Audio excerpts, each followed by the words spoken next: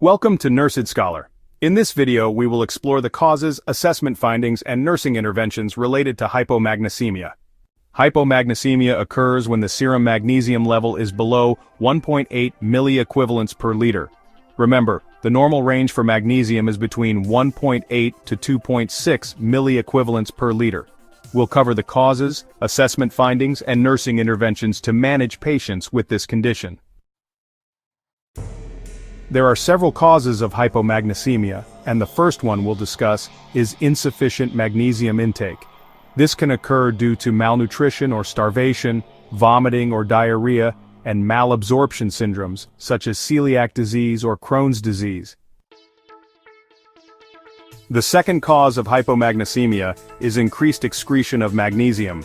This can happen due to the use of diuretics and chronic alcoholism, which depletes magnesium over time. The third cause is intracellular movement of magnesium, where magnesium shifts from the blood into the cells. This can be due to hyperglycemia, insulin administration, or sepsis. When assessing a patient with hypomagnesemia, look at the cardiovascular system.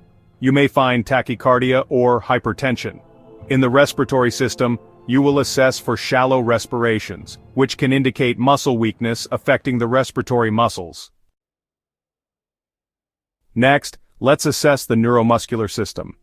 In patients with hypomagnesemia, you'll often see hyperreflexia and muscle twitches, paresthesias or tingling sensations, positive Trousseau's and Chvostek's signs, tetany, and even seizures in severe cases. When assessing the central nervous system, look for signs of irritability and confusion. To confirm hypomagnesemia, laboratory findings will show a serum magnesium level of less than 1.8 milliequivalents per liter.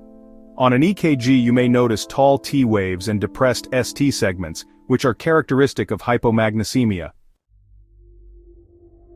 As a nurse, your interventions for hypomagnesemia will focus on correcting magnesium and often calcium levels.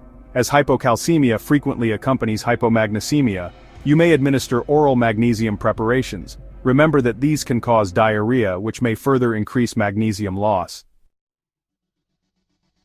In more severe cases, IV magnesium sulfate may be prescribed by the provider. It is important to note that intramuscular injections are not recommended because they can cause pain and tissue damage. When administering IV magnesium sulfate, remember to initiate seizure precautions, monitor serum magnesium levels frequently, and watch for signs of diminished deep tendon reflexes, which could indicate hypermagnesemia.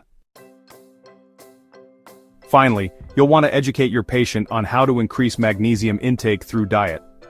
Foods that are high in magnesium include dark green leafy vegetables like spinach, fruits such as bananas, dried apricots and avocados, nuts like almonds and cashews, peas, beans, and soy products like tofu, whole grains such as brown rice and milk.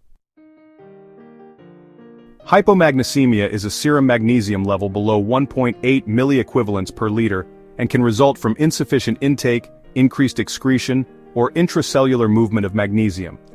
Key assessment findings include tachycardia, hyperreflexia, irritability, and EKG changes like tall T waves and depressed ST segments. Nursing interventions focus on correcting magnesium and calcium levels, administering magnesium sulfate, and promoting dietary intake of magnesium-rich foods. Thank you for watching NurseEdScholar. Please like, subscribe, and share this video with your fellow nursing students.